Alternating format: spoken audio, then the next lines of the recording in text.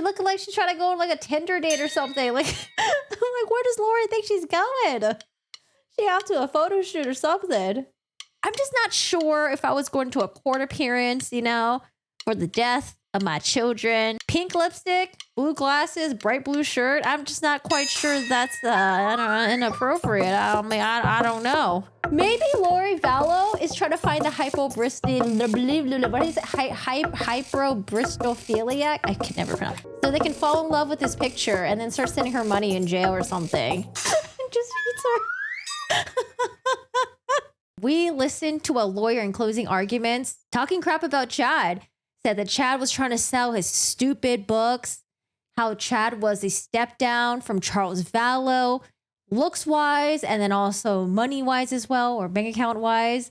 And which lawyer was that? That was Lori Vallow's own lawyer that was trashing Chad. And I'm sure she was not happy. Money, power, and sex. Beginning in October of 2018, Lori Vallow and Chad Daybell set in motion a series of events that led to 3. That was interesting how it says Chad Daybell. Should just do Chad Devil. Chad Devil. Horrific murders in the state of Idaho. Along their way, they quickly recruited and groomed her brother Alex Cox to participate in their multiple conspiracies. Each of these conspiracies as part of a larger plan for Chad and Lori to be together, unencumbered and free of obstacles. Ooh, I like how he used that quote because that's the exact quote that Chad wrote to Lori, hoping that she'll be unencumbered and free of obstacles. This plan was driven by Lori Vallow's desire for and use of money, power, and sex. Ugh.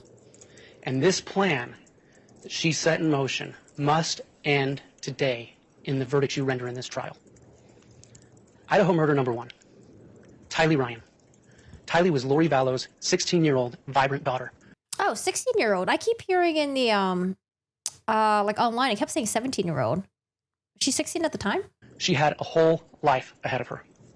Tylee was murdered between September 8th and September 9th, 2019. Lori Vallow was responsible for Tylee's health and safety.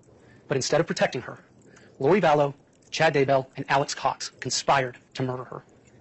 Acting together, they caused her death. Tylee's body was burned beyond recognition. Her body was dismembered in such a grotesque and extreme manner that the medical examiner had to determine the cause of death as homicide by unspecified or unknown means. And again, her body was not whole. It had to come in 3 separate body bags. Hi, Molly. How are you doing today? Audio's good? All right, great. She was burned and buried in Chad Daybell's backyard on September 9th, 2019. What was left of her body, they dumped in a green bucket and buried in a pet cemetery on top of a piece of her skull. Tylee was gone and buried and out of the way, but Lori Vallow kept collecting Tylee's money. Tylee Ryan had been receiving Social Security benefits from the death of her father, and Lori personally took steps to make sure that she kept receiving that money after Tylee was murdered. Lori never reported that Tylee was missing or dead. Not only did she not report it, she lied to multiple people about Tylee's location and whereabouts, including to the police. She had to keep her body hidden so she could keep getting the money. Idaho murder number 2. Oh, did you notice my face? Yeah. I had a feeling Chad would not go through with trial. He's such a coward. There's way more evidence that he actually took part in the deaths. He is toast and probably plead guilty. I don't think there's such things for a light sentence for Chad, though. I don't know. I don't know if they would even take away the death penalty. That might be the best he gets. Like life, no parole, and maybe DP off the table. But I was watching this other reporter talking about how when Lori goes to Arizona, I guess for maybe Charles Vallow's murder, that death penalty might be on the table for that. I don't know. I was watching this other channel that was talking about it. Someone rightfully pointed a weird kind of elephant in the room thing, how religion almost completely got omitted from the motifs for the crime. They had to put her in a bucket. That's awful. Yeah, I heard about that. They found a half molten plastic bucket in which Tylee's remains were found. Well, I'm talking about the transport. Sorry. When the medical examiner received Tylee's remains, they were in 3 separate little bags. I agree. Chad will plea. He is toast. Yeah, because they might do a thing where it's like, hey, let's just not go through trial because we already know you're effed. So maybe they'll do that. But I mean, as long as Chad gets life in prison, no parole, I'm fine with that. Between September 22nd and 23rd, 2019, JJ Vallow's voice was silenced forever by a strip of duct tape placed across his mouth. A white plastic bag was placed over his head, where it was secured tightly with duct tape, being wrapped around and around from his forehead to his neck. The evidence shows he struggled, and we'll never know how long he fought before they bound his wrists, his forearms, and his ankles with duct tape.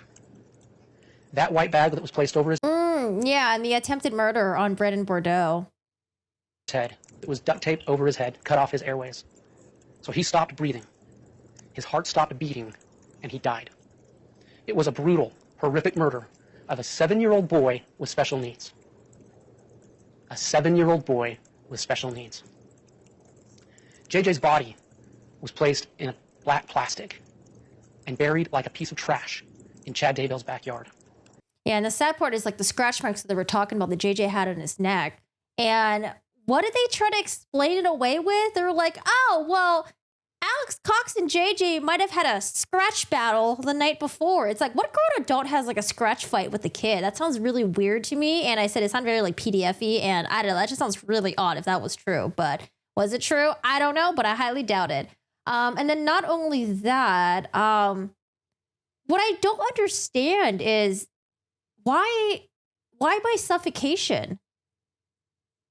Would anyone want to die by suffocation? To me, that sounds like a horrible way to die. Almost painful.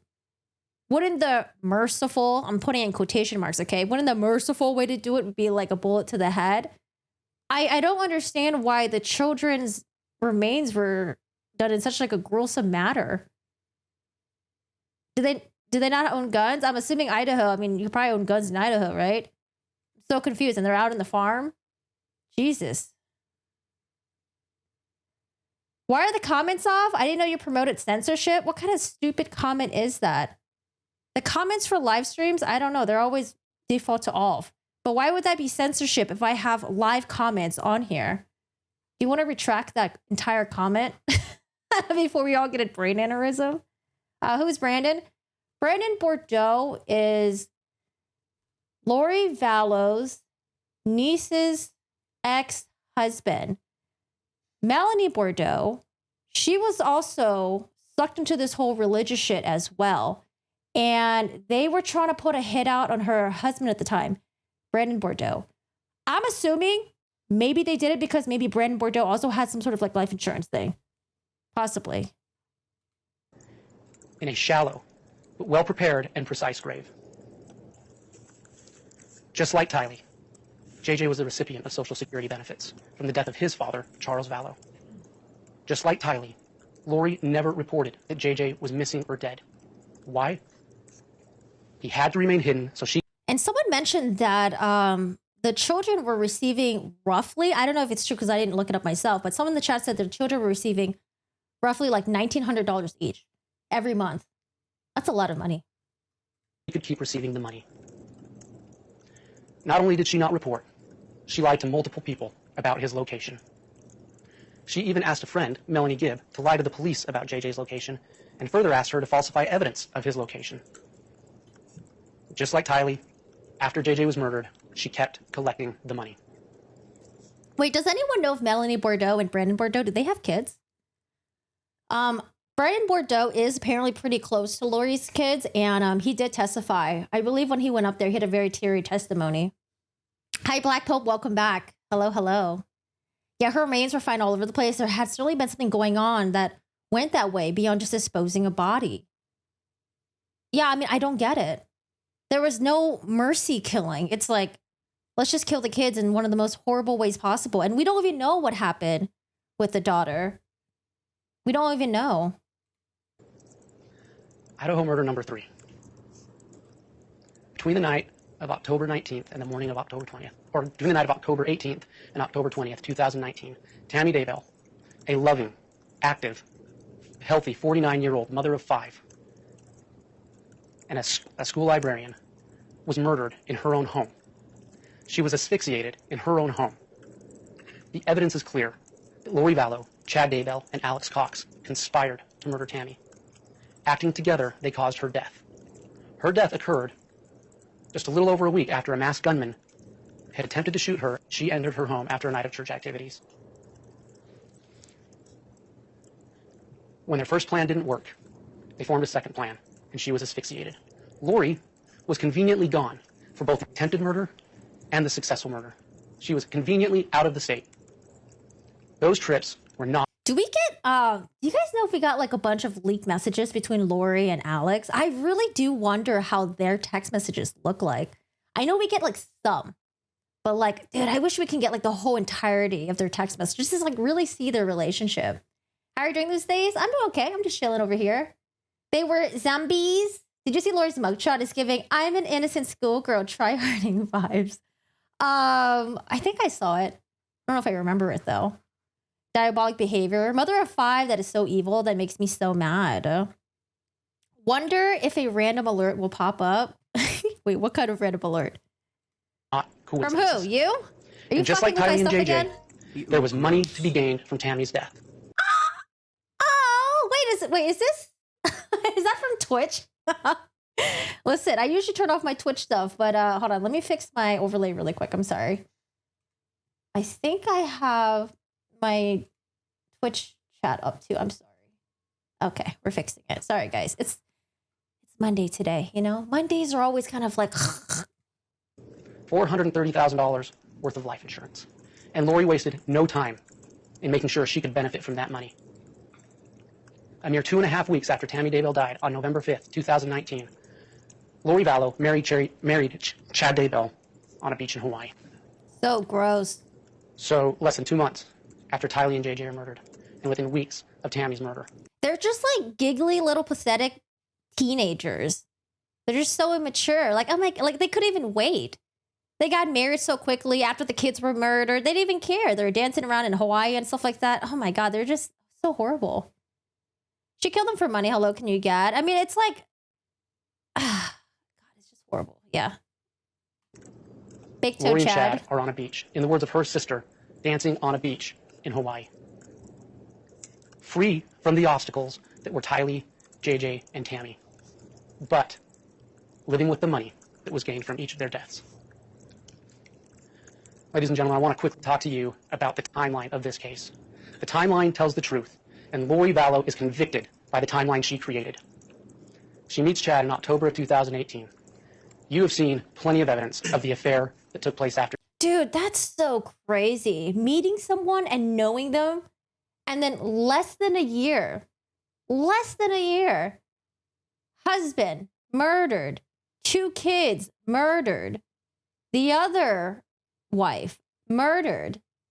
My God, you've only known someone for less than a year, and you weren't even spending like every day with them. Less than a year. All this for this person that you've known for less than a year? After they met. July 11th, 2019, Lori's brother, Alex, shoots and kills Charles Vallow, Lori's husband. September 8th and 9th, Tylee Ryan, Lori Vallow's daughter, is killed. September 22nd to 23rd, JJ Vallow, her son, is killed. October 19th, 2019, Tammy Daybell is killed. These are not coincidences. And there is one common thread through these murders. Oh no! Lori Vallow smirks in mugshot. Oh God, is this her with the pigtails? Oh, goosebumps. Is this her? Is she trying to look all cute? God, Lori. Lori doesn't know. She don't care about reading the room. She don't care. She thinks she's looking so cute over here. Is pictured in mugshot from Madison County Jail. She was found guilty last week of murdering her 2 children.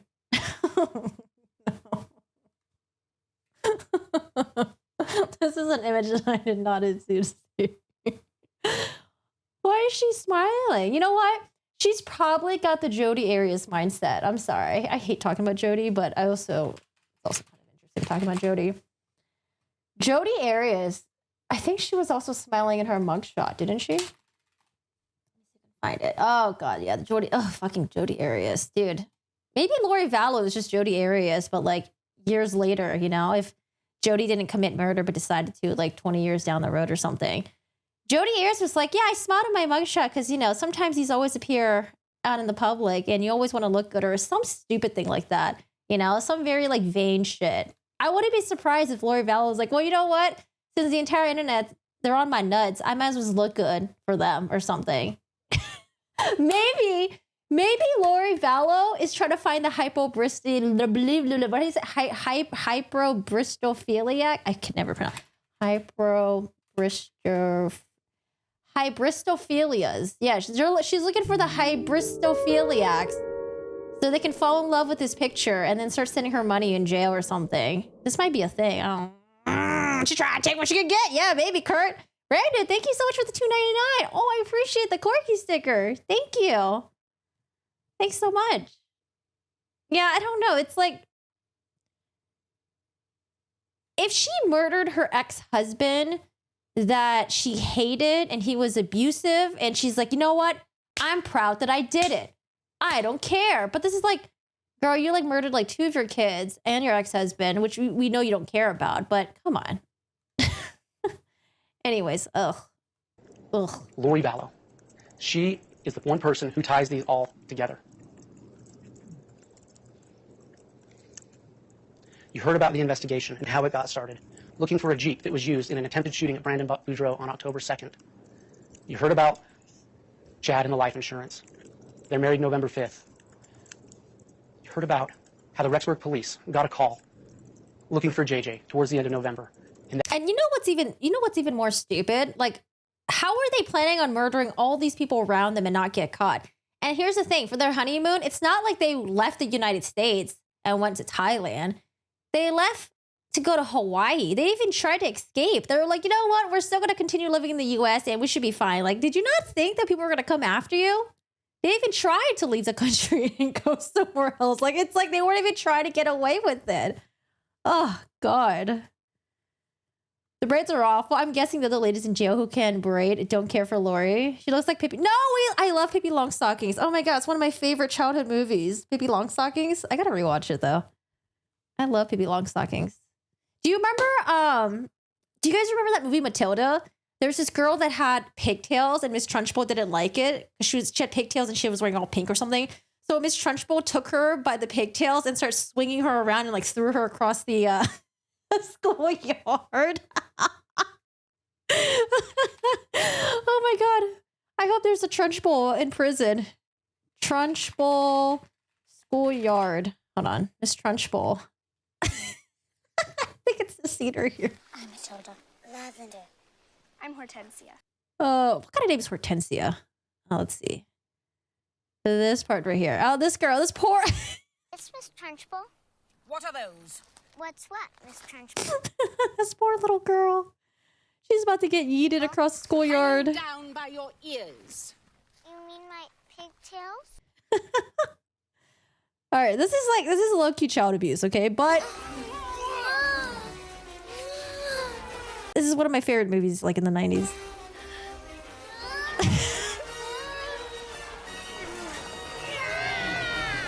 Good loft. Just eats her.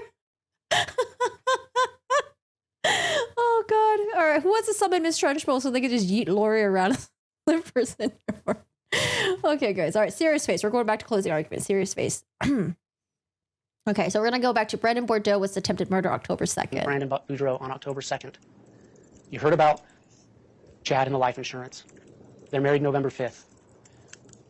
You heard about how the Rexburg police got a call looking for JJ towards the end of November. And that kicks off the investigation looking for JJ and Tylee, how they searched the apartments. And how finally, through their investigation, the bodies of Tylee Ryan and JJ Vallow were found on June 9th. Tammy's body was exhumed on December 11th. Alex Cox died December 12th. Does anyone kind of wish that Alex Cox is still alive today? Or are you guys glad that he died? I'm like, man, if Alex Cox was alive today, dude, I feel like we would have so much information that would just be pouring out. I don't know. Like, yeah, they can try to pin everything on Alex Cox, but I'm pretty sure Lori and Chad would still go down for it anyway. But man, I feel like Alex Cox at some point would turn on Chad Daybell, maybe even on Lori too. Have you seen the remake musical? No, I have not. I'm not a huge fan of musicals, but I did want to watch it. So maybe Danny. Oh my God, that was awful. He was under Lori's spell. He should be alive so we know more. It's like, at least we don't have to waste time with him, but I do want to know more, though. I just want someone to just tell us what happened to the kids, you know? Ladies and gentlemen, I want to speak with you about the law a little bit. And the judge already read it to you. I was like, I don't know. I feel like we need someone that's like remorseful. Maybe that just makes us feel better because we're selfish or something. But like, we're not getting any remorse from Lori. I seriously doubt we're going to get any remorse from Dodo Head Chad. But Alex, I don't know. Maybe he'll turn on Lori. I don't know. But he's dead. I'm not going to go through and read it to you again. But there's some things that are important to point out. And so in the jury instructions, you have them. You don't need to turn to them. But as you go back and deliberate, there's things we want you to think about. In jury instruction number 28, which is the elements you need to find to establish that Lori Vallow is guilty of conspiracy to commit murder and grand theft against Tylee Ryan. Some of those things are easy. The dates, the state of Idaho, those are incontrovertible. Conspiracy comes down to, this is a crime of agreement. Did Lori agree to have Tylee killed and to steal that money? Did she intend for those events to actually happen? Yes. And did any of the conspirators, perform an overt act in furtherance of that agreement? Yes. Now, as you read the jury instructions and you read over the overt acts, it'll be number 6 in your instruction. I think last time when I was streaming this, what we were debating on was, who did we think the main manipulator was? Was it Chad or was it Lori? I always thought it was Chad, but I think Chad was just some creep that would use like these like weird religious shit to pick up women, and it worked on Lori. But I don't know. I think they just ended up trying to manipulate each other. Ew, Lori. Oh, please don't make a couple name with Lori and Chad. It actually sounds like a bacteria or something, like E. coli. Chalori. You should read the text. I read some of it on stream and I was like, but the prosecutor here is gonna relive the text messages, so we get to live it all over again. It is that one of the parties to the agreement performed at least one of the following acts. So when it comes to conspiracy, what you need to ask yourself, who murdered these people? Did Lori conspire for these murders and for these thefts? She did. Did she intend for it to happen? Mm-hmm. And was one of these overt acts accomplished in furtherance of the conspiracy? As it says, you only need to find one overt act. The state has met its burden for each of the overt acts.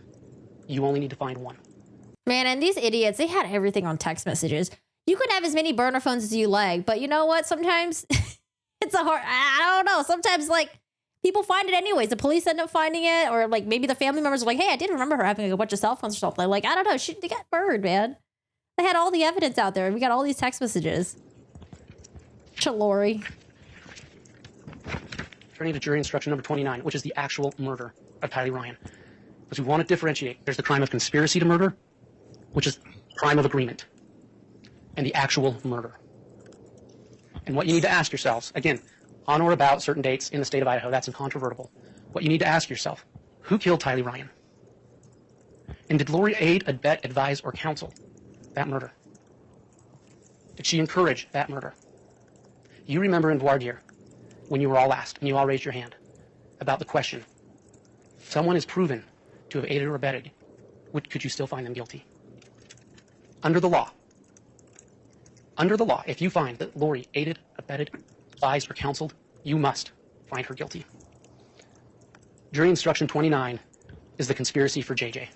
You need to go over those same questions. Who killed him? Did Lori conspire to that? Did she agree to JJ being killed? Did she intend for it to happen? And did one of those overt acts happen in furtherance of that agreement?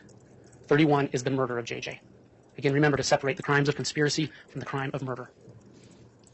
Instruction 32 is the conspiracy on Tammy. Again, who killed her? Did Lori agree to it? Oh, I saw here that it says Letitia Stout is being booked into a state facility. Which facility did you say it was? Denver's women's prison? Yeah, she's trying to get into the other one, the rehab, right? The one that's mainly focused on rehab and like mental health. I bet this prison in Denver is enthralled that they have her. Is that her new updated mugshot? She's wearing like a green jumper suit. Man. They both, Lori, both Lori and Letitia got the matching brows, man. The little skinny brows. Dude, that was a trend in like the 2000s, early 2000s. Oh, God. Was there an overt act taken in furtherance of that? Hey, Joe. And the final, instruction 34, the grand theft.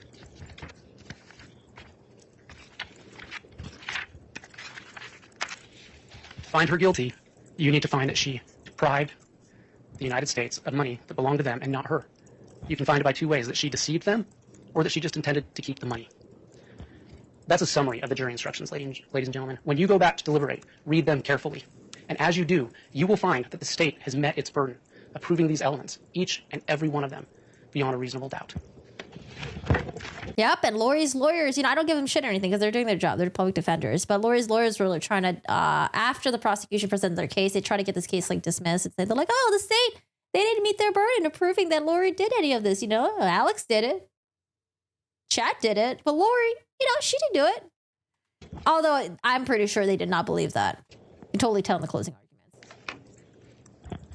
A few things to consider. This is just a portion of the definition of reasonable doubt taken directly out of your jury instruction. Follow the jury instruction, read the whole jury instruction. But I want to point out, a reasonable doubt is not a mere possible or imaginary doubt. It's not something you make up. It's a doubt based on reason and common sense. Reason and common sense. So ladies and gentlemen, as you go back and deliberate, and you consider these elements, and you consider these crimes that were committed, use your reason and your common sense. Yeah, I think this is her new mugshot right here. Same thing, long black Samara hair. She's wearing like a green jumper.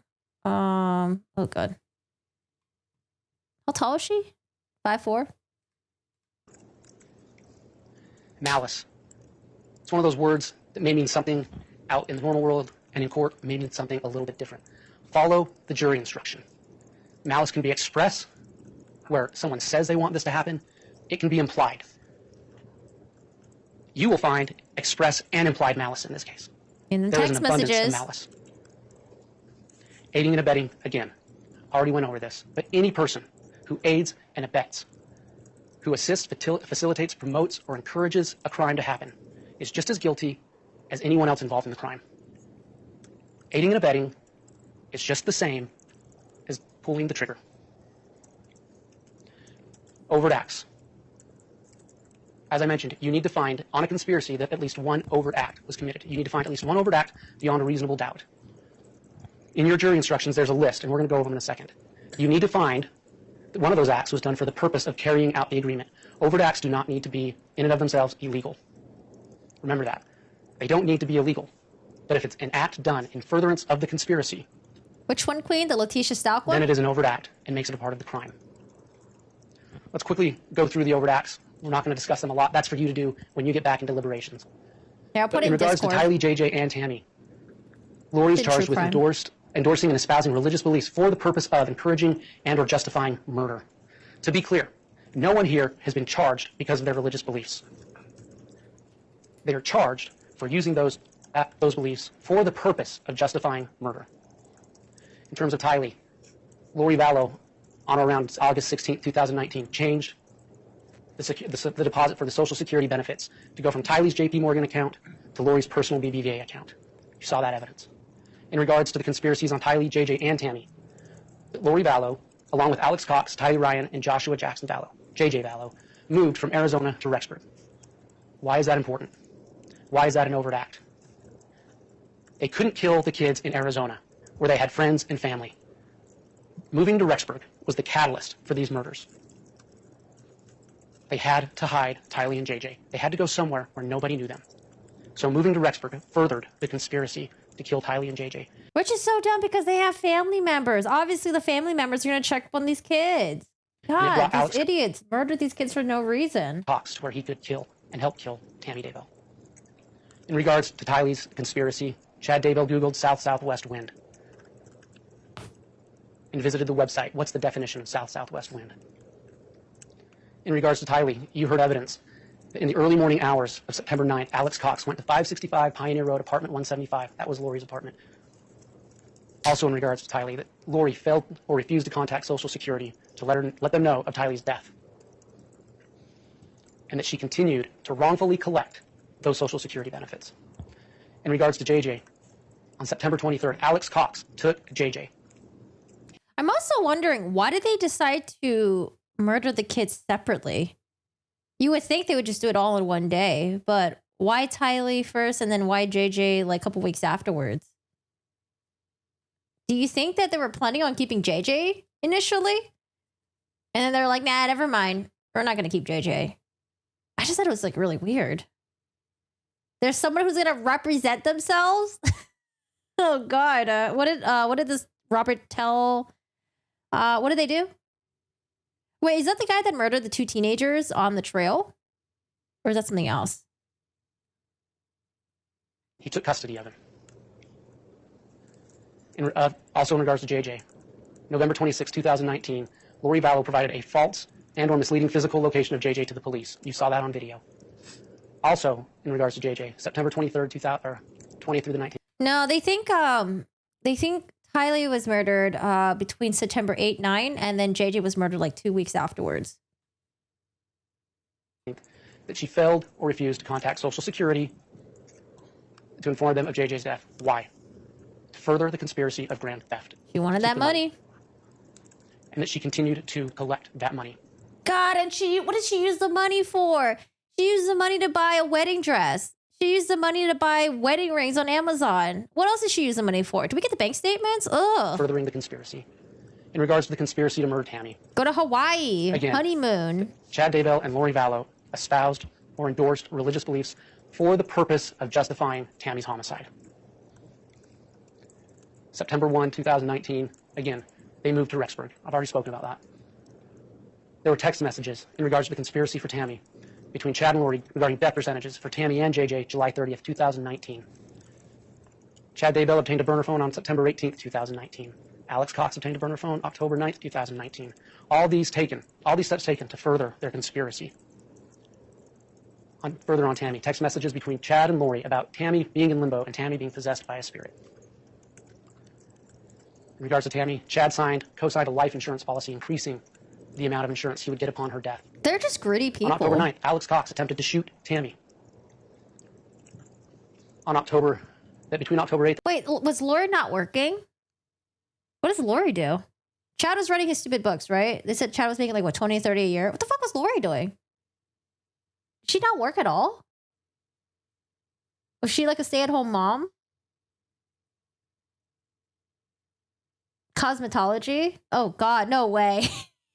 What kind of cosmetology? Stylist? That was Charles' money that brought the honeymoon, the wedding attire. She gave one money to Colby, hairstyle, sex toys, chlorine cream. Oh, God, please, no.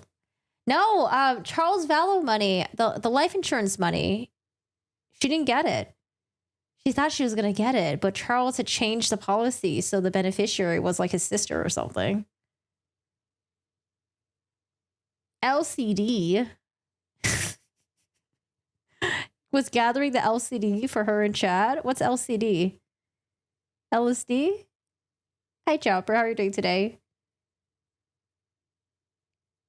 She does have one living adult son and some grandkids. She also got, she's just the birth mother. She's the birth mother of Tylee and then just adopted mother of JJ. She ain't a real mom. She got like $4,000 a month after his death. On October 12th, Alex Cox conducted multiple internet searches related to Grendel drop, related to a Dodge Dakota. Yeah, I was like, all in LSD? furtherance of the conspiracy to kill Tammy. He goes to gun range. Lori was running around collecting LCD screens for Chad. Sorry, okay. Happy Monday. How are you? How was your weekend? And for all, Alex Cox conducted multiple internet searches related to Grendel drop, related to a Dodge Dakota, all in furtherance of the conspiracy to kill Tammy. He goes to gun ranges in furtherance of the conspiracy. He went to Sportsman's Warehouse. God, what a cringe person, too. Alex Cox. Was he going to gun ranges so he can practice his shooting, practice his aim? God, what a loser. You saw what he bought there. And then on the night that Tammy died, Alex Cox goes to a church parking lot just about 2.5 miles south of Chad Daybell's house. These are all overt acts. Things done to further the conspiracy, steps taken to get to murder. Let's talk about some of the digital evidence you've seen in this case. You've heard evidence from HomerJMaximus@gmail.com, Chad.Daybell@gmail.com, LollyFunTimeForever@gmail.com. LollyFunTimeForever@gmail.com. Oh my God, at least these idiots were using Gmail. You know, I thought they were using like Yahoo or MSN or something. AOL.com.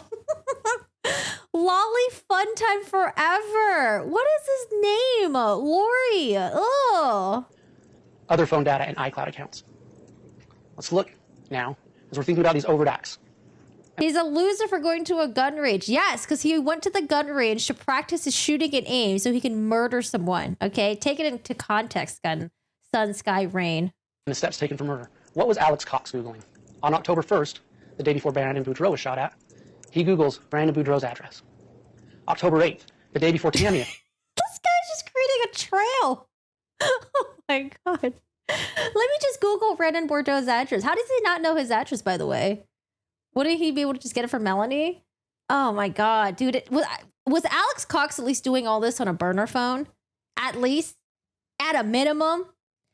Hi, Corgi. Hi, Jeannie. How are you doing today? Charles made a huge mistake. He changed beneficiary and didn't tell Lori.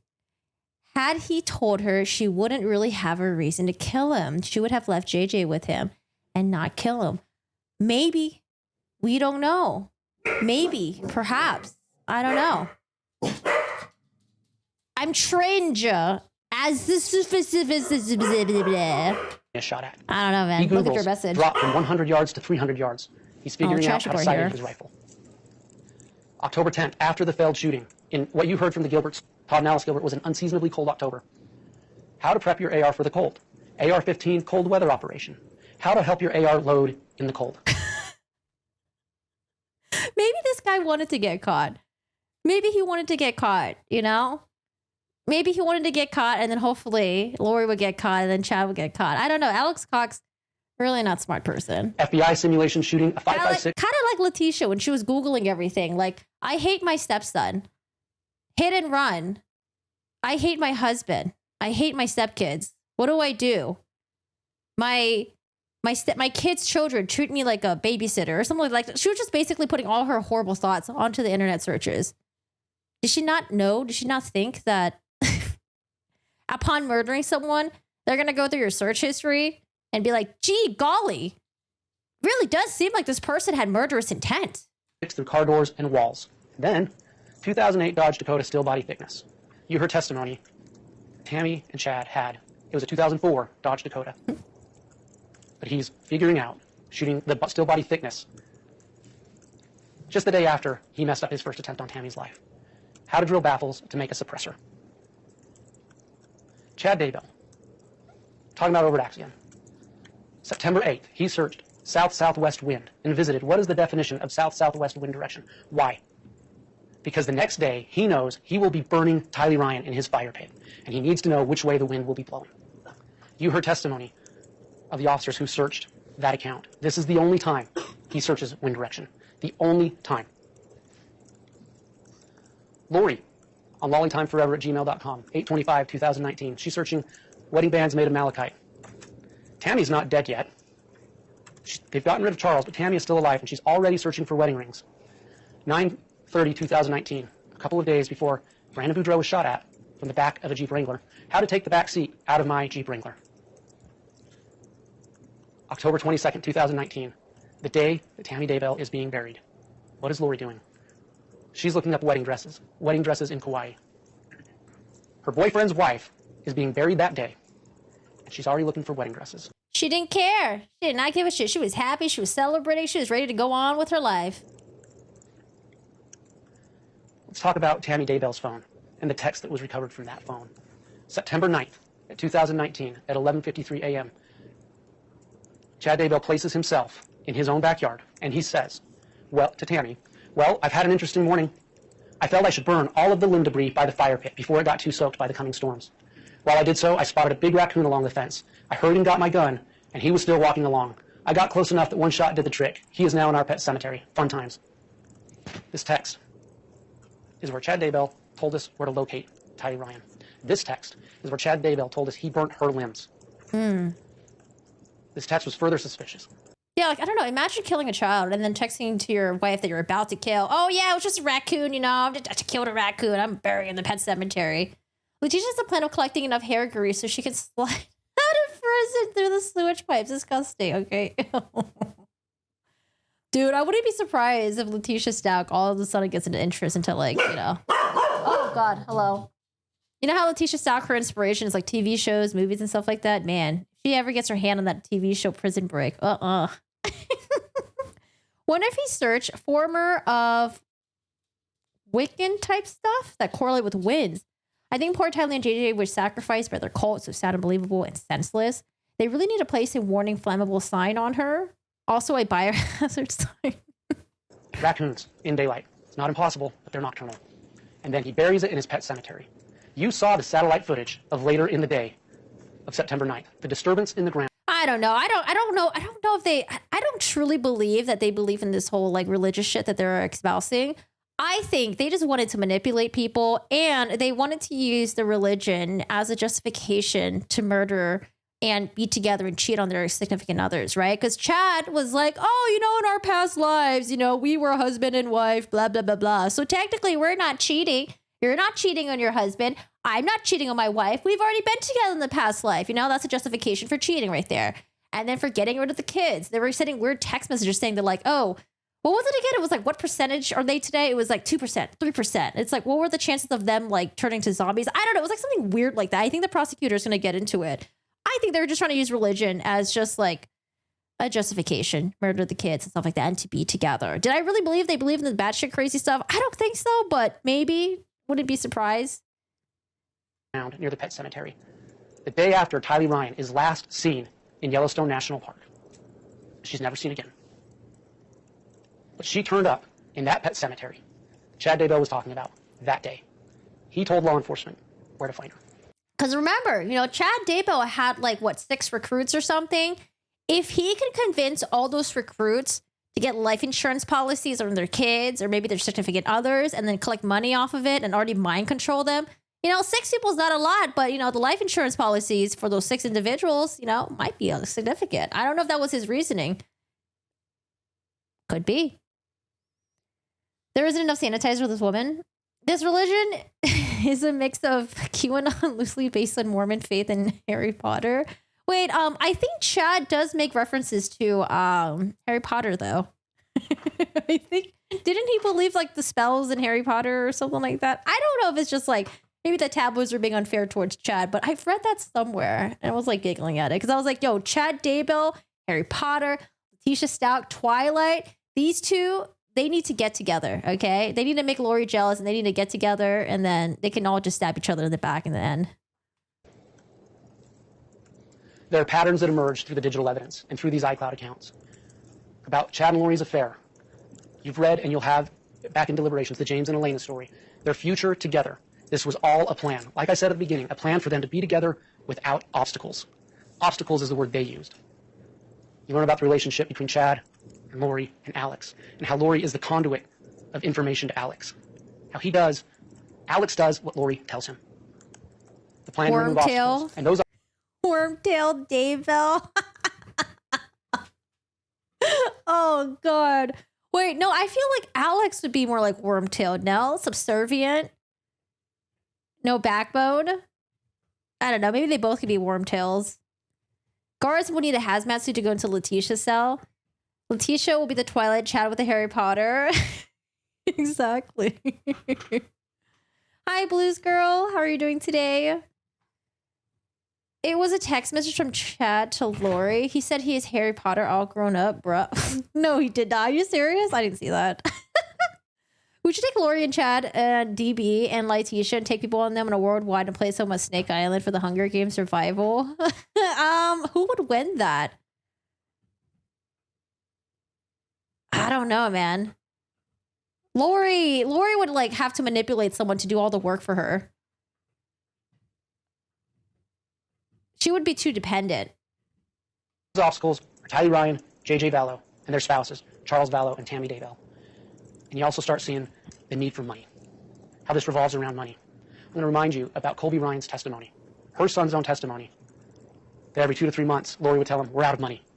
So it was a concern for her. In terms of the digital evidence, one of the overt acts is that on September 9th, Alex Cox went to Lori's apartment. And you know what's the ridiculous thing about this? They could have had their happy, fucked up life, you know? Lori would divorce from Charles. Lori would give JJ to Charles. Tylee would soon become an adult. Yes, she would miss out on the Social Security money, but you know what? She could just easily just work. She could work and then get that income back. It's not like she was missing out on like millions every month or anything like that, right? She could just work. I don't know. Or they could run their religious shit together. They could write their books together. They could do their podcasts together. Like they had ways to make money. They weren't like disabled fucking adults who weren't able to do anything. And Chad, well, divorced Tammy. His kids were already grown. Doesn't have to worry about custody or anything like that. Like these two could have easily had the life that they fucking wanted. But no, Lori wanted her, I don't know, $4,000 a month free from Social Security benefit. And then Chad wanted the life insurance money. Like y'all could have worked, man. You guys were able adults. You guys are just fucking idiots. You could have had the life that you wanted. Just work and you'd be fine. That's it. Makes no sense. You see here, September 9th, from 2:42 a.m. in the morning to 3:37 a.m. in the morning. Alex Cox goes to Lori's apartment. Hi, Eddie. Why is that significant? September 8th, the last known sighting of Tylee Ryan. September 9th, she's buried in Chad Daybell's backyard. That morning, there's a phone call between Chad Daybell and Alex Cox. It's a 3-minute phone call at 8:11 a.m. By 8:49, Alex Cox is moving. We can track him by his phone. And at 9:15, he's just south of Chad Daybell's residence. These are the hits on GPS on Alex's phone on September 9th. From 9:21 to 10:57. Here's the burn pit that Tylee was burned in. Here's Alex's GPS hits right by where Tylee's buried, feet away. Another hit at the gate coming in.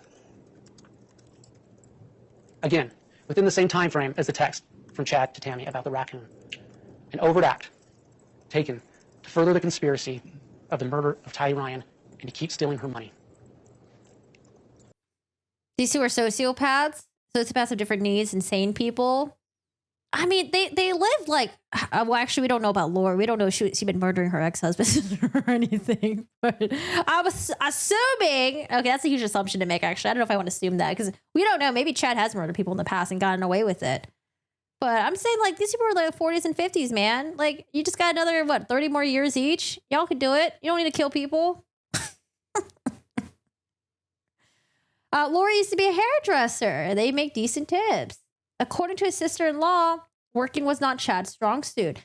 I mean, just do the podcast. Nowadays, you can like stay home and work, right? You can do your podcast. You can, there are some batshit weird people on YouTube or like on streaming services that like, you can fucking do that if you want. Well, actually, I'm glad. Keep him off the internet. No, we don't want him on the internet.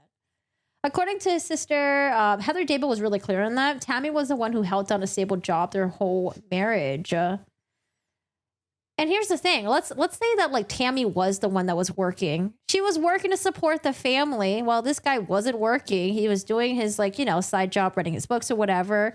Not only that, he gets this woman killed or he kills her and he collects her life insurance policy. Like this guy sucked everything out of her. Jesus. The Chosen Goddess versus the Frisky Princess pay-per-view.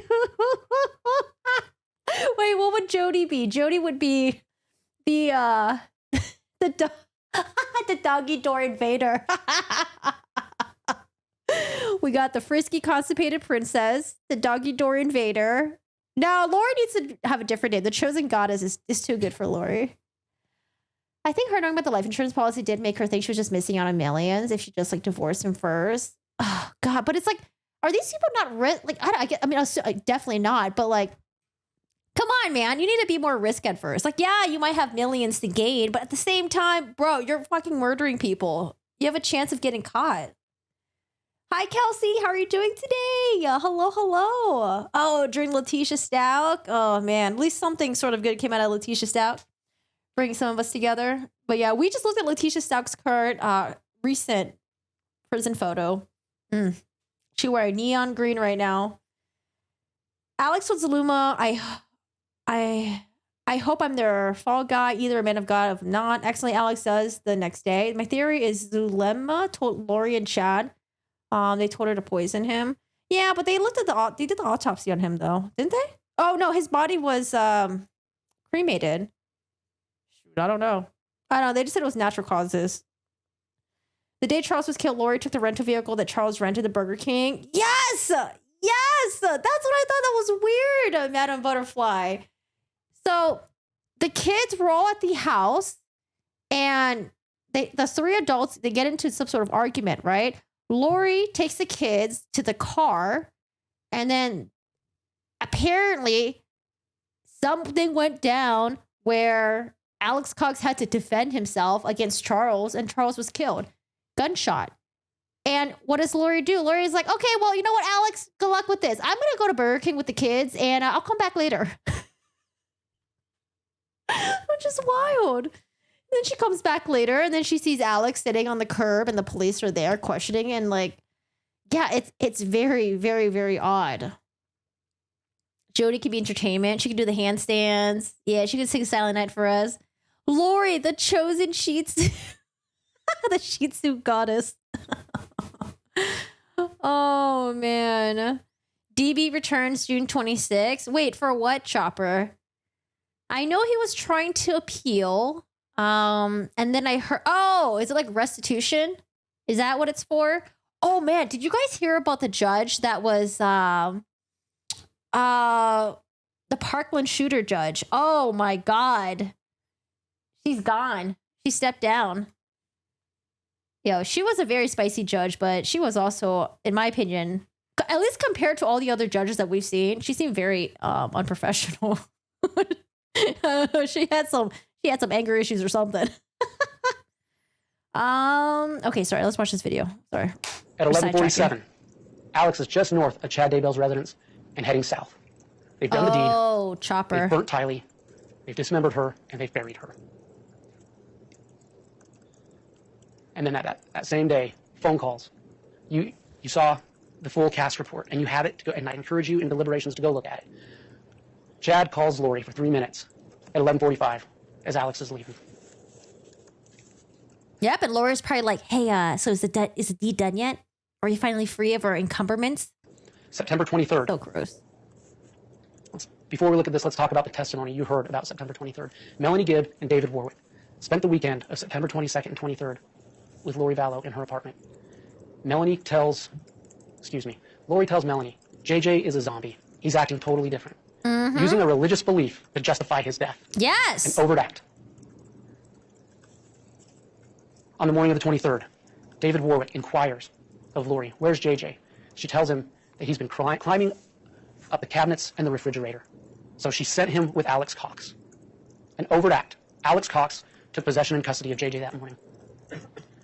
We can see from 9:01 to 9:41, Alex is in his apartment on September 23rd. There's a phone call, a 38-second phone call from Chad Daybell to Alex Cox that morning. 38 seconds at 9:25. By 9:45, Alex is again on his way to Chad Daybell's house, this time with JJ Vallow in tow. September 23rd. Here's Alex's phone, mere feet from where JJ was buried. Last known sighting of JJ, September 22nd. He was never seen again. No matter how many tips the police followed up on, they never found him. They never found Tylee until they found him here, where Alex's phone was being hit by GPS. He shows up. The first is at 9:55. At 10:12, he appears to be leaving on a Wi-Fi hit. So about 17 minutes. That grave was not dug in 17 minutes. That grave was too precise. It was too well prepared. This was planned. This was premeditated murder. Lori encouraged it. She aided it. She handed her boy off to Alex Cox. You sure did. And then Alex Cox, at 10:12, heads back south to Rexburg. Eddie, thank you. Oh wait, Eddie, you gifted us. Thank you for gifting a membership. Oh, Jeannie, welcome. Eddie, I really appreciate it. Thank you so much for gifting a membership. And Jeannie, welcome. Enjoy your membership. Enjoy your corgi emotes and enjoy your baby corgi badge. Oh, I appreciate that. Thank you for the support, man. She right into mom mode. Who first thought would that be? To take the kids and go to Burger King. Not normal. You would think that she would take the kids and drop them off at a relative's house while she comes back and deals with it. Hello, Neko. How are you doing today? How's it going? We throw a lot of like lighthearted off tangent side while listening to some heated moment stuff. There's a lot of electronic devices in this case. You heard about a lot of electronic devices. This one is significant. Chad Daybell, on October 9th, activates a new phone. A new phone? In a text to Lori from his old phone number, his normal phone number, he says, I will call right now from a 401 number. That was at 10:26. Wait, he gets a burner phone so he doesn't get tracked, but then he texts with his OG phone, says, hey, I'm going to call you with my burner phone, and here's the number that it ends in. Oh, God. Is that what he did? Oops, went the wrong way. 10:27.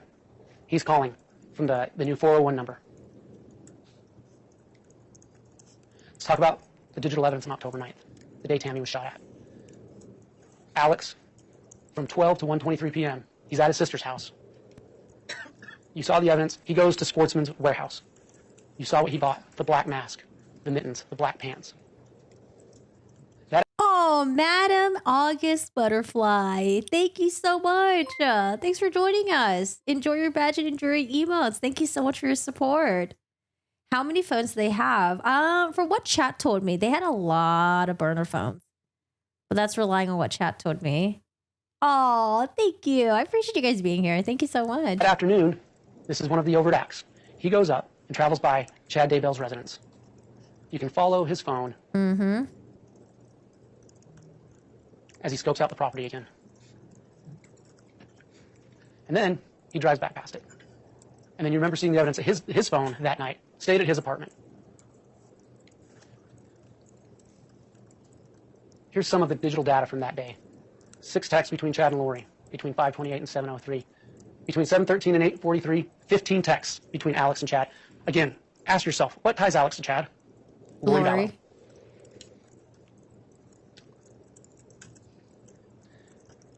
Oh, here's Remember Zulema Zulema. Castaneda's testimony that night, about that night. She hears Lori get off of a phone call and angrily proclaim, he can't do anything right. Because he failed. He failed when he tried to kill Tammy that night. Oh, that's what you're talking about, Zulama. Is that one of the Chad's followers? One of his like 6 followers? Oh, dude. Oh my God, I could totally see Lori being like that. October 18th, the night of the successful murder.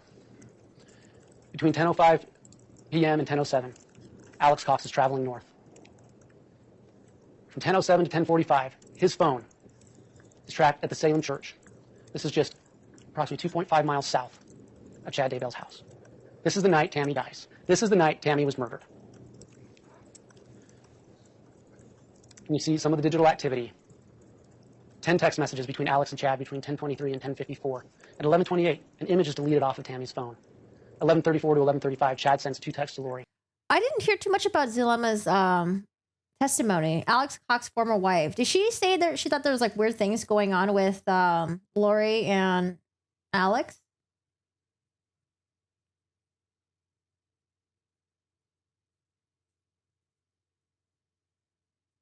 Does Alex Cox have kids?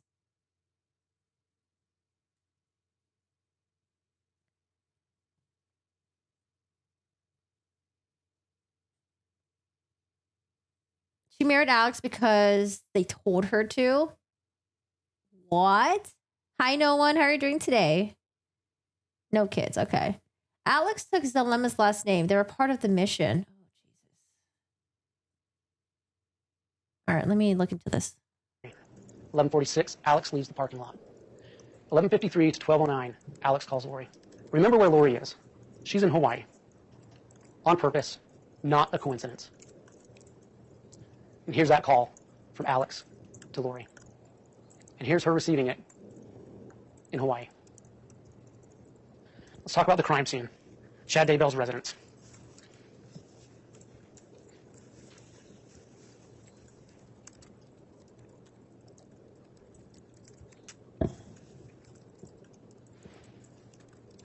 For some reason, this isn't coming through. Do we think that Alex was the one that murdered Tammy? Or do we think that it was Chad that did it? Sorry, they probably talked about whether or not Alex may have been there or not. I thought it was Chad who may have done it, but I don't know, man. Would Chad have the balls to do it? I don't know how to pronounce that. Zulema Pastenes, who married Vallow's brother Alex Cox the month before he died. Oh, what recent? Not even like a longtime wife. And it was close confidant of Vallow, said the murder suspect claimed her children had been possessed and attacked by demons before she allegedly killed them. Testifying Friday, Pastenes also detailed how after Cox shot and killed Lori's husband, he had a bizarre reaction when she confronted about the accident. I asked him if he was okay after he had just shot someone, she said. I thought he would be like in shock or struggling with what had happened. And he said, Zulema, he was a zombie. Oh, God, no. Oh, my God. Do they make any references to any zombie movies? Pastenes also claimed Lori Vallow would tell friends she was visited by Jesus Christ for allegedly murdering her children, offered a disturbing glimpse of the world of the religious cult she was involved in. She said Alex believed everything Vallow and Daybell told him about possessed people, including light and dark soul, rating scale, and evil spirits. Though she later admitted she now believed Vallow and Chad Daybell made it all up when asked about their outlandish religious zealotry. The damning testimony also saw jurors faced with pages from Pastenes' journal where she detailed how Vallow claimed a possessed person could be dealt with. Pastenes wrote, dispel, burn, cast out, and get rid of them. With binding, another technique. Oh, burn? I mean, that's what happened to Tylee. Binding? Is that what happened to JJ? A hand-drawn diagram was shown in court which purported to illustrate how the spirit of a possessed person would remain in limbo. Pastenes add, Chad claimed he had been the Heavenly Father and Jesus and the Holy Ghost. I would say Holy Ghost. He would have been spiritually the highest of anybody. He had chosen Lori to be his wife, and they had already been 7 times before on this earth. That was his companion, therefore put her in the same spiritual standing.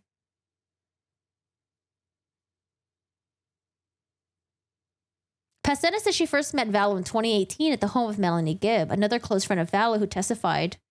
Vallow was doing a testimony that she had visitations of angels and that she had visitation of the angel Morani, that she was giving her instructions, and that she was a personal witness of Jesus Christ. Pastenes, a mother of 3, believed that Vallow, who was described as convincing and vivacious, had a very high spiritual standing. If someone is telling the truth about that, I would not be questioning them. I would be believing they're telling the truth because I would never think that someone will lie as something so sacred. No. No. However, when asked about her testimony, if she still believed the legitimacy of the casting, she responded, not anymore. There are 2 children that died, a mother of 5 who died. I would consider that evil now. Pastenes, who said she works as an employment coach, added, wait, she was an employment coach. Oh, come on. She could have helped Chad get a job. She could have helped Lori get a job. These people just wanted the easy way out, but took the hardest way. I don't believe anything they said. They made it all up. I don't believe that Chad, Lori would have the authority to do that castings nor the right intentions. She said that she initially believed they were kind, loving, righteous, and law-abiding. Pastenes added that she would accompany the Vallow to preparing the people conferences, which instructed people how to ready themselves for the apocalypse. Oh my God. Pastenes recalled the first meeting between Daybell and Vallow at one of the events in 2018. Vallow and Daybell chatted at a book stand where he was selling his apocalyptic novels. At first, it was just regular talk, and then it was obvious that Lori was very flirtatious towards him, very giggly, putting him on the moves. Pastenes recalled feeling like a third wheel while present at the other interactions between Daybell and Vallow because their pair were so flirtatious.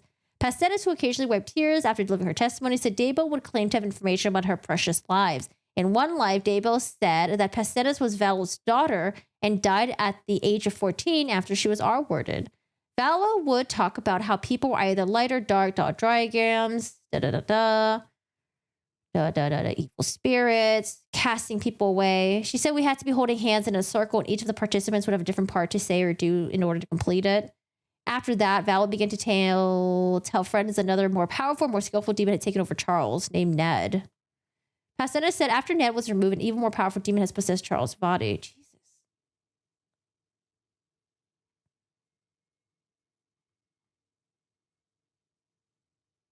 I don't know, just a lot of crazy shit. Yikes. Zulema was a professional cuddler at one point. You know what? I did hear about I don't remember where I heard that. There's like a guy you can hire that can that will like professionally cuddle you. I forgot where I was reading that. For people who are like lonely or something. Alex had a traumatic brain injury, so at least I can understand how he might fall for some of this. The courtroom artist was amazing. I agree. Dilemma created earthquakes. Good lord.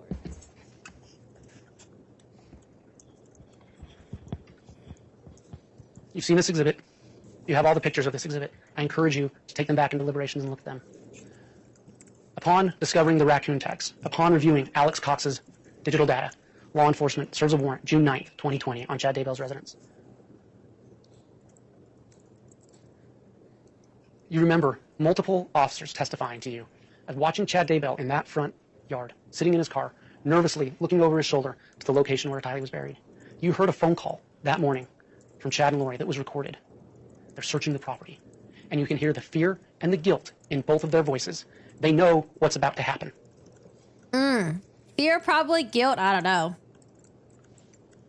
On that crime scene, the fire pit. Hey, This is how it was Vicky. found by law enforcement that day. And you heard testimony, how they removed the debris. They raked it. They sifted that ground, and they found pieces of Tylee Ryan in that fire pit. They found this chain in that fire pit. They found this charm. It's also located on State's Exhibit 6, being worn by Tylee Ryan. Just approximately 30 feet from that fire pit.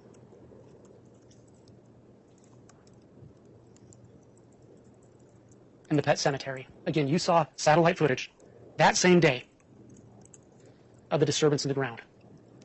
You saw how law enforcement, they started their search. They found a dog and a cat. They moved north. They found what they thought might be a human bone. And they continued to dig. And this is what they found. This is what was left of Tylee Ryan.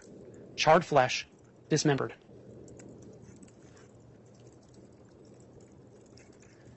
They came back the next day and found this bucket. You heard the testimony of multiple officers talk about how it felt like this ground had concrete or quickcrete in it. It was hard, and they had to finally use the backhoe to pull it off to get to this bucket. And when they finally did, they found this material that was Tylee Ryan. Again, sitting on top of a piece of her skull. That's not the only place they found Tylee Ryan that day, though. They also found pieces of her here, in the shed.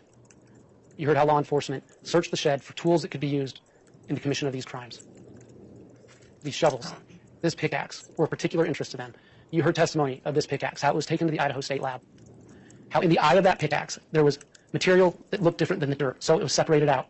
It was tested for DNA. It was tested against the profile of Tylee. And it was Tylee, in the eye of the pickaxe. This shovel. You heard how on the back of this the kick plate of that shovel, there was a piece of material that looked like it could be organic material. Again, it was tested for DNA, and it matched to Tylee Ryan. There was blood on the handle, tested, and it matched for Tylee Ryan. So what do you think might have happened? They try to dismember her or kill her with a shovel pickaxe? Or maybe after murdering her, there was blood all over the perpetrator. They got on the shovel. Like, what the heck?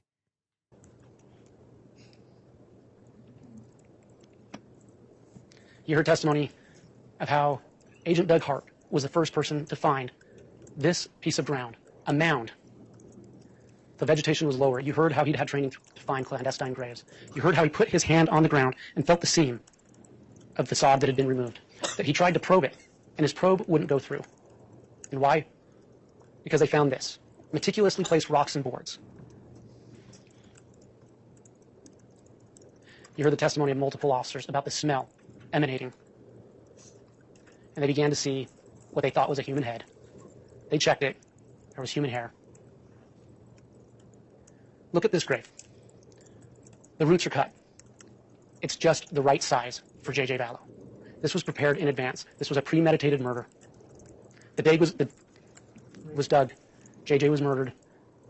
You heard testimony. Again, Lori Vallow handed JJ off to Alex Cox.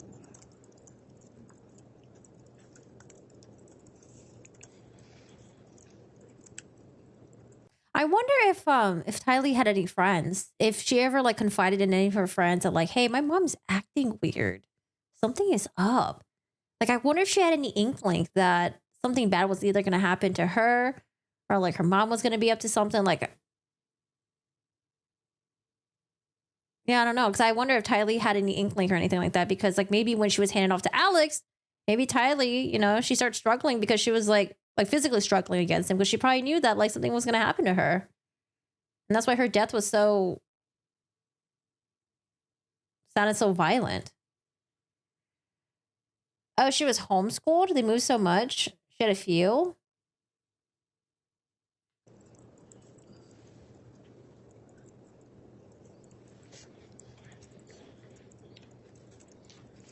Tylee, JJ, and Tammy can't tell us what happened, but their bodies do.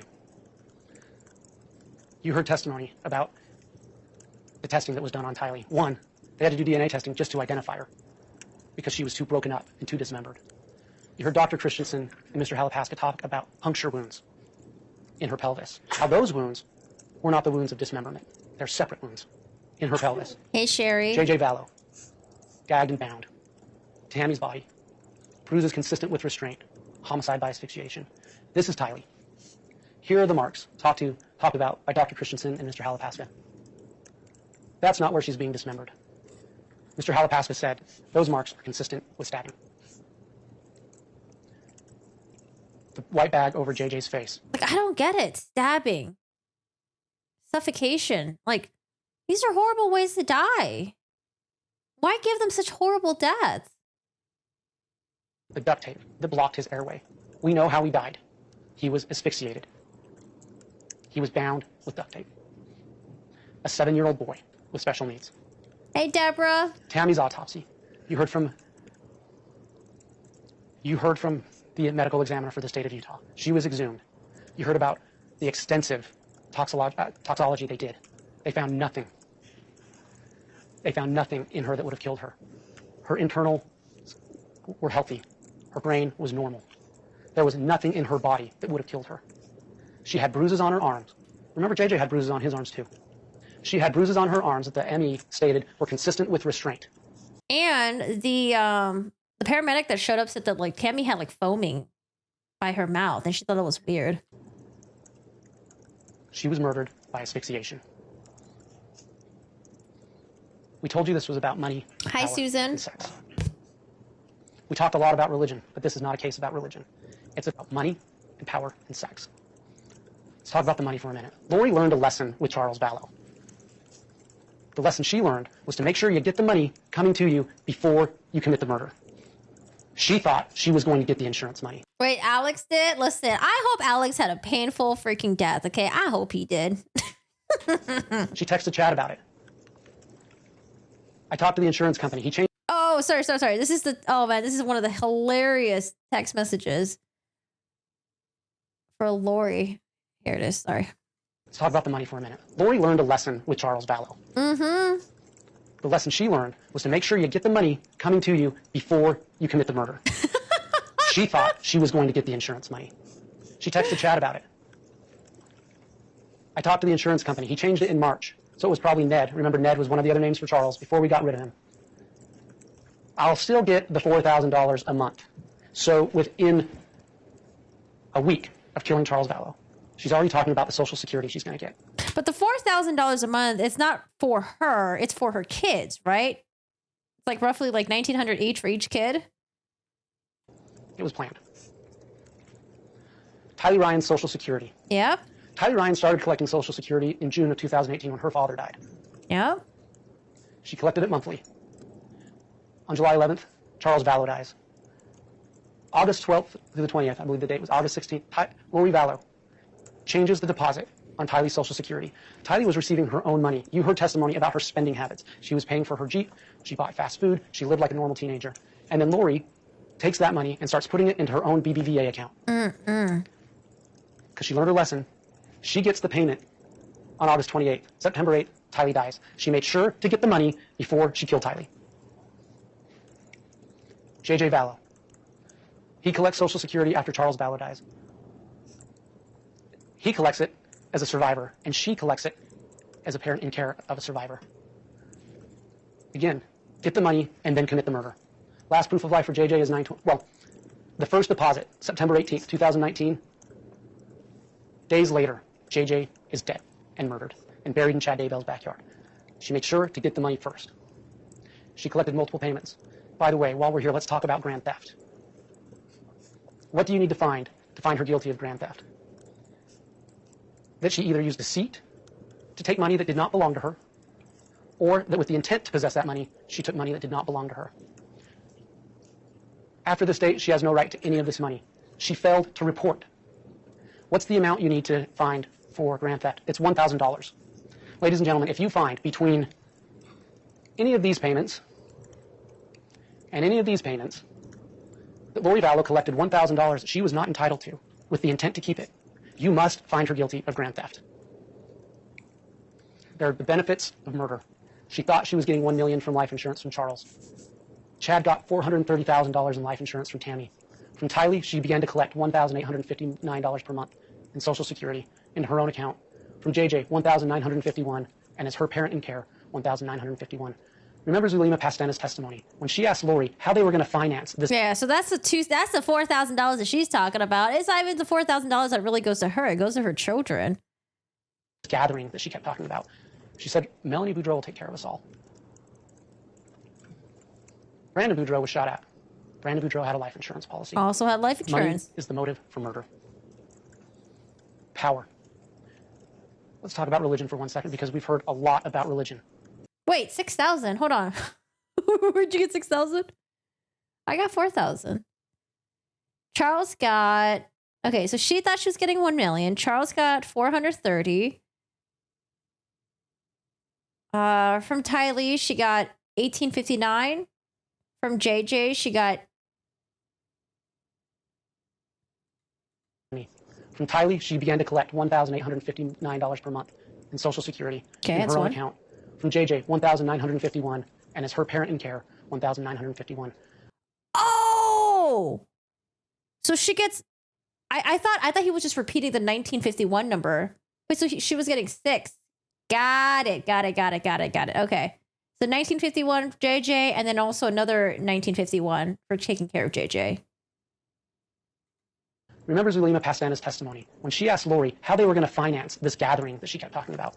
She said, Melanie Boudreau will take care of us all. Brandon Boudreau was shot at. Brandon Boudreau had a life insurance policy. Money is the motive for murder. Oh, you know what? Because when Tylee turns... I think the reason why they got rid of Tylee first is because when she turns 18, Lori wouldn't have access to the money. Tylee could just be like, nah, Mom, I'm going to reroute it back to my account. And then Tylee will get the money for however long, right? Oh, dude, that's probably why Tylee was murdered first. The moment she turns 18, Lori's not going to have any access to that money. But she was still getting $4,000 for JJ. That's a lot. Power. Let's talk about religion for 1 second. Yeah, so maybe after getting rid of Tylee, they were like, you know what? We can actually get away with this. We killed Charles. We killed Tammy. We killed Tylee. What's another one? Let's just throw JJ into the mix too. Because maybe she initially was intending on keeping JJ. And then she's like, fuck it. What's another one? Yeah, Tylee would get the money until she finished college. Yeah, and maybe even more. Because we've heard a lot about religion. It does not matter what they believed. It matters what they did. They can believe whatever they want. But when they use that to justify homicide, that changes. They used religion as a tool to manipulate others. Lori manipulated Alex Cox through religion. She manipulated Chad through emotional and sexual control. They manipulated their friends through this use of religion. Oh, I thought they get the Social Security until like the money runs out. Because it's like the money that Charles accrued, right? From all his years of working. Yeah.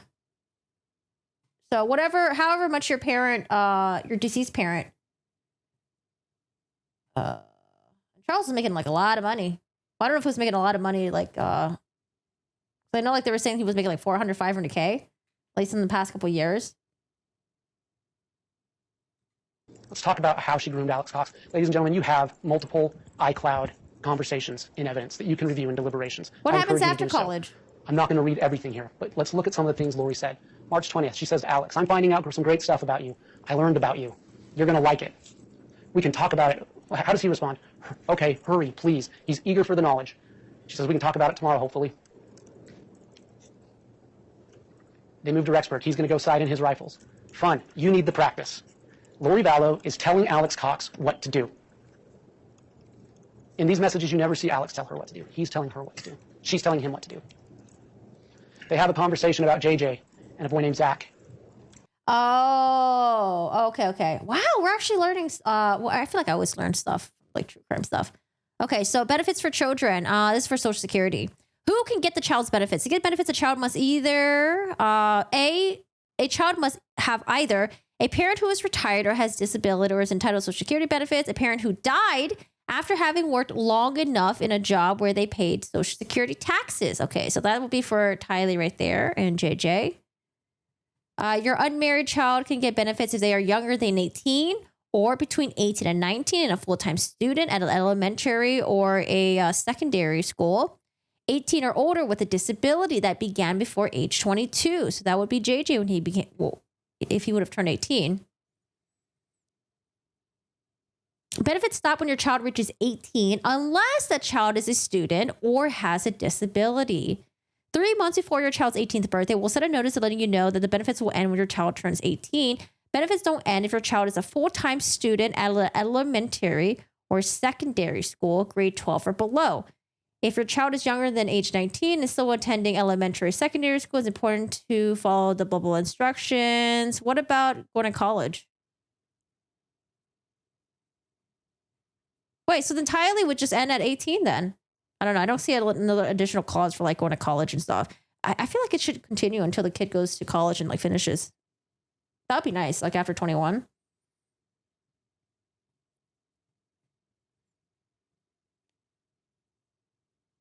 Tylee would protect JJ, would tell someone if he went missing, was strategic killing her first. Yeah, I think they knew that Tylee wouldn't stay quiet if JJ vanished or went anywhere. After college is done, my cousin got survivor benefits. Yeah, after college would be great because then they could go to college and stuff like that and like would help pay.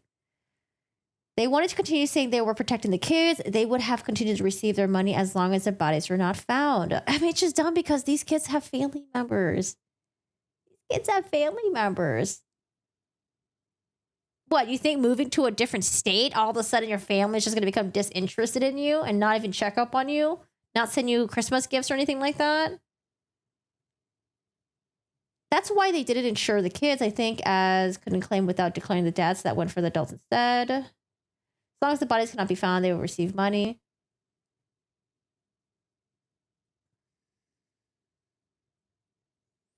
They could lie to Tylee.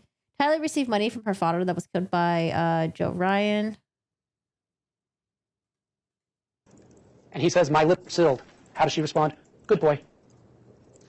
Learning more. Oh, God. Are they talking about Alex? Yeah, okay. Sorry. Let's go back. Lori said, March 20th, she says to Alex, I'm finding out some great stuff about you. I learned about you. You're going to like it. We can talk about it. How does he respond? Okay, hurry, please. He's eager for the knowledge. She says, we can talk about it tomorrow, hopefully. They moved to Rexburg. He's going to go sight in his rifles. Fun. You need the practice. Lori Vallow is telling Alex Cox what to do.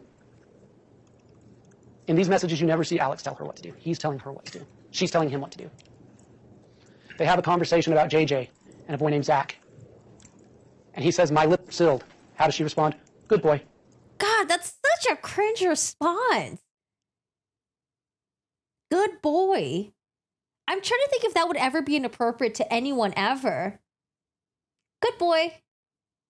Saying it to your younger brother. Saying it to your child, your son, your husband. Good boy just sounds so weird. It's like you have, I mean, obviously they're dynamic. It's Lori's the one that's in control. Alex is subservient. Oh, God, that is so cringe. Oh, God. Like if a mom was saying it to a son and was saying like, oh, you're such a good boy, that would be okay. But saying like, good boy, pat on the head, good boy. Oh, God. Oof. Learning more. I'll fill you in the afternoon. Again, she's the conduit of information to Alex. Remember what Alex's wife, Zulema Pastenes, said. He believed all of it. Where does he get it? He gets it from Lori. Why does she give it to him? To justify murder. You heard from Zulema Pastenes. You heard from Melanie Gibb the description about castings, these descriptions of light and dark scales. You heard a lot about it. The only reason it matters is because it's the tool they used to manipulate others. They used it to manipulate Melanie Boudreau. They used it to manipulate Zulema, Melanie Gibb, Alex Cox. Again, who is the common thread here? It's Lori Vallow. We talked about sex in this case, how it was a motive, their affair, how they had to remove obstacles so they could be together. Those conversations often turn sexual. Always talking about their future together, their plan to be together. A conversation on July 14th between Chad and Lori, where he wants to kiss her for hours and it would likely lead to other activities. And she says, likely or luckily? Luckily lead to nakedness. Again, their conversations. He's saying she's incredible. Their mission has barely begun. Her mission has barely begun. As long as it ends with you, it's all good. Wish I could see with you and be cheek to cheek. Lori uses sex to manipulate Chad. And Chad seeks confirmation from Lori repeatedly. And Chad tried to use religion to manipulate Lori. Oh, God. July 13th, he's having a conversation with her about when they can spend time together and about Tammy's passing. And at the end, what does he say? Please ask about that. He's asking her to confirm. Why?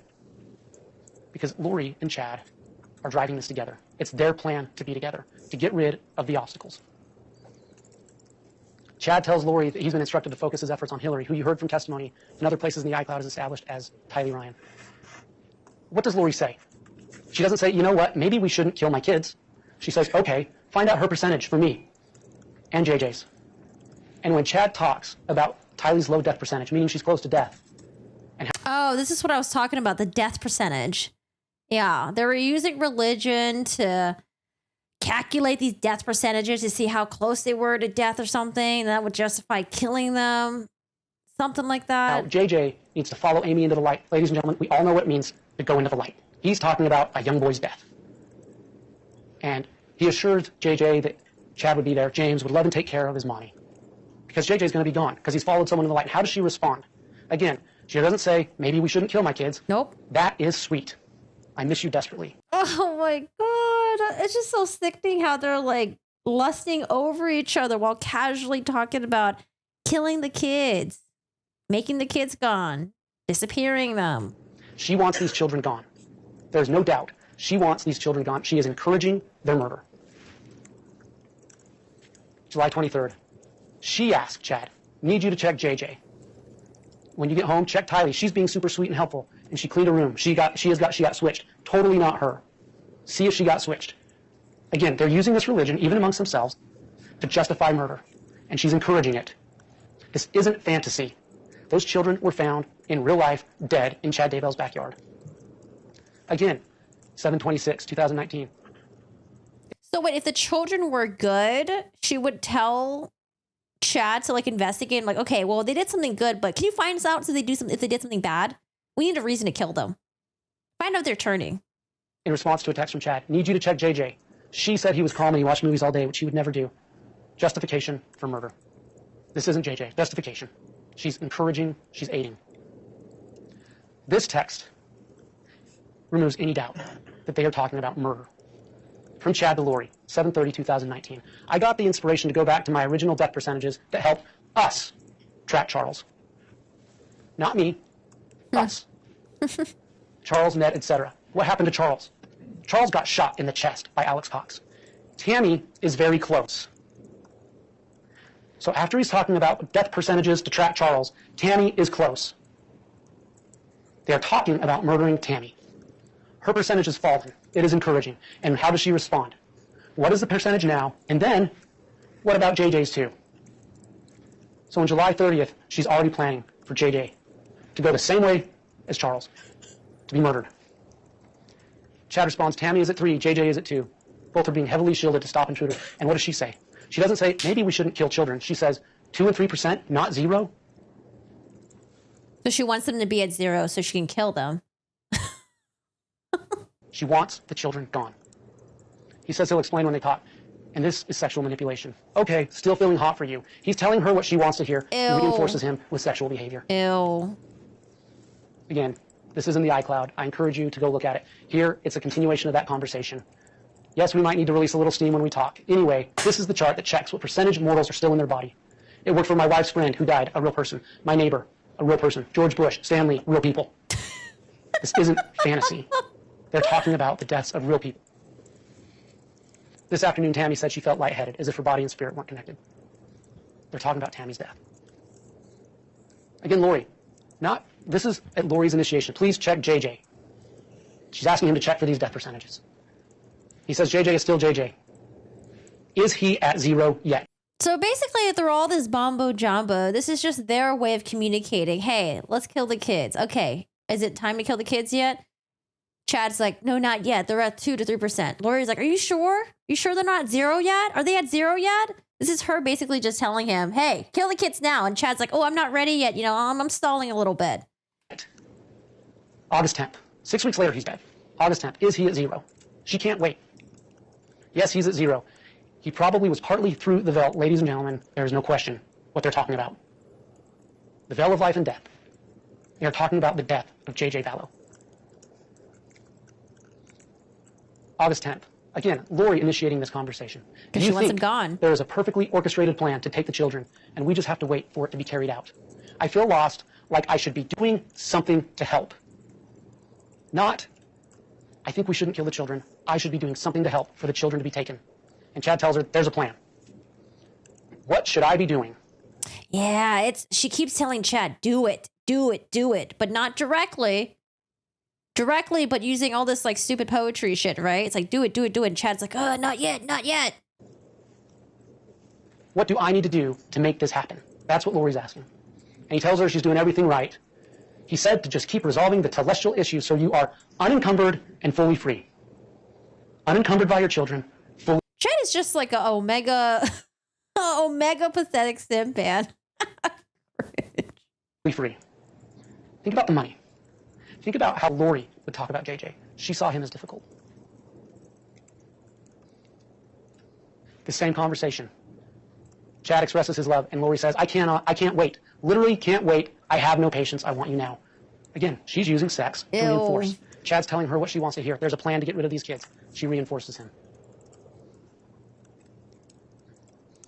The next day, Lori says to Chad, I'm so alone without you. It's devastating. He says, we are surrounded by celestial relatives that are simply obstacles. I'm so sick of it. Again, she doesn't say, maybe we shouldn't kill our relatives. Me too. What is it that you really want? Never a hesitation. She wants to move forward with this plan. Can you imagine during these days of texting Chad, are they at 0 yet? Are they at 0 yet? When are we going to do this? Like when she was texting all this to Chad, as each day passes by, she must have interacted with her kids every single day with JJ, with Tylee. Just interacting with them. Like, oh yeah, everything's fine. Meanwhile, texting their dads, you know, planning it all out. Trying to urge Chad to reach 0%. They move to Rexburg. Alex Cox sends Lori a text about setting up their Wi-Fi. The password, too many kids. Too many kids. And she says, funny. It would be funny if her children were alive and just rambunctious and hard to deal with. But that's not what it meant. Her children are dead. There were too many kids, and they had to get rid of them. And he says, I can change the password. And she says, we are trying to get to the bottom of what we need to do to eliminate them completely. He mentioned Z's or zombies in the text above. And then again, I'm sure you will be told also, manipulation of Alex Cox with religion. I will provide you this information in the future. 4 days before Tammy is shot at. Big news about Tammy. Please let me know if you're awake and can talk. I love you. Chad goes into this conversation about Tammy being in limbo. There's a demonic entity in her. He goes on, and then what does he say? Please seek a confirmation on this. Why is that important? Because Chad's not going to act without Lori saying so. Seek a confirmation. Not fully sure of the timing for removal, but once her actions verify the differences, I don't want to wait. And he's asking Lori for confirmation on that. Interestingly enough, 2 days after that conversation, Lori texts Melanie Boudreau, I'm really feeling like we need to go to Missouri and work. They go to Missouri. Okay. They fly out of Phoenix the morning of the 9th, head to Missouri. So she's gone at the attempted shooting. So she can try to separate herself from the attempted shooting. Yeah, I feel like she didn't care if Alex, her brother, her own brother, was going to get caught in it. She's like, you know what? I'm going to let him do all the dirty work, and I'm going to go out of town just so I'm not tied to this. Melanie asks her some questions about the kids and about the logistics. Lori tells her, you need to be unavailable. That's the schedule. And how does Melanie respond? Okay, Captain. Why does she say okay, Captain? Because Lori's in charge. The day of Tammy Daybell's death, she's texting Chad, not fun without you. His wife just died. She didn't just die, she was murdered. And that's why she feels comfortable texting him like this. The next day, she says to him, I'm missing you more. I need you desperately. I can't wait. That same day, he texts her about the Lily workout plan. Remember, Lily is another name for Lori. This is her workout plan for him to get in shape. She says, I love that plan. Not soon enough, though. This is torture. She's moving this along. She's moved this plan along the whole time. Again, just more love text between Chad and Lori. Ladies and gentlemen, All right, you we're have your almost done. instructions. You're going to go back and you're going to deliberate. Read them carefully. Consider all the evidence. Look at all the facts. Look at the timeline. Look at the timeline. Charles Vallow, Tylee Ryan, JJ, Tammy, all within a short time frame. How are they tied together? Who could have killed those people? You have Lori Vallow, Chad Daybell, Alex Cox. Who had motive to kill those people? Lori Vallow and Chad Daybell. What is the thread between Alex Cox and Chad Daybell? Lori Vallow. Who benefits from these murders? Lori Vallow gets Tylee's money. She gets JJ's money. She and Chad get Tammy's money. Ladies and gentlemen, the burden is beyond a reasonable doubt. A doubt based on reason and common sense. But can you just imagine just how greedy that is, though? Getting, what was it, $400K from Tammy's? That's a lot of money. That's a lot of money. For you to throw away your kids for, I don't know, $6,000 a month, like you were already getting $400K with Chad, but they wanted more. That's so wild. That's so crazy. What does your reason and common sense tell you? You've seen what happened to her children. This is reminding drugs. She never reported the children missing. She lied and she lied and she lied about where they were. And while she lied, she kept collecting the money. You saw the text between her and Chad. She is moving this plan forward. That's why they moved her expert. She's moving this plan forward. There is no question that Tylee Ryan, JJ Vallow, and Tammy Daybell were murdered. Who is the common thread? Lori Vallow. What does justice for these victims require? It requires a conviction of each and every count. She conspired for Tylee to die and to keep her money. Yep. She conspired for JJ to die and to keep his money. She aided and abetted in Tylee's murder. She encouraged it. She aided and abetted and encouraged JJ's murder. She aided and abetted and encouraged, or she conspired. Let me repeat that. She conspired and agreed to Tammy Daybell's murder. Look at the timeline. Ladies and gentlemen, go back through the elements. Go back through the evidence. Oh, thank God they found her guilty. Oh, my goodness. Thank God they found her guilty. Thank God they found Letitia guilty. Thank goodness all these people are going to be locked up forever. Oh, my God. You were just thinking of Lori Ingalls? You're dead. Yeah, if you guys missed the Lori mugshot, I'm going to leave the mugshot here while I use the restroom really quick. Where did this is our mugshot right here. It's just so disgusting at how smug she is. Ugh. That smirk right there. You think she's delusional? She looked like she's trying to go on like a Tinder date or something. Like showing up to court. Oh, I think I find it.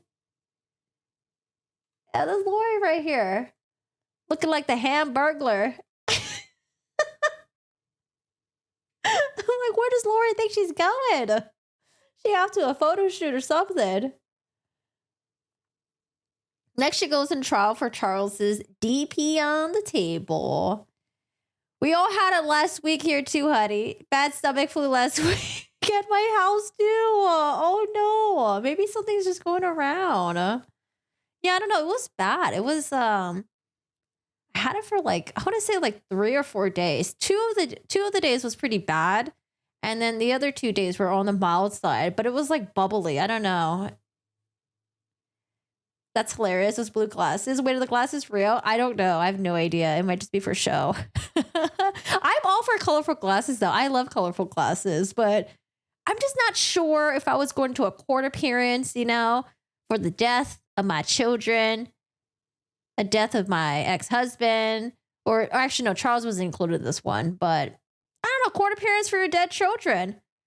Pink lipstick, blue glasses, bright blue shirt. I'm just not quite sure that's I don't know, inappropriate. I don't know. You might. I feel like usually people tone it down a little bit. You know, you wear like this right here. This would be the look. You know, some like muted brown glasses, but like, where is she trying to go? Blue's Clues Murder Edition. Is this Lori too? Is Lori over here? Bleach, blonde hair, red lipstick, and she out to a photo shoot.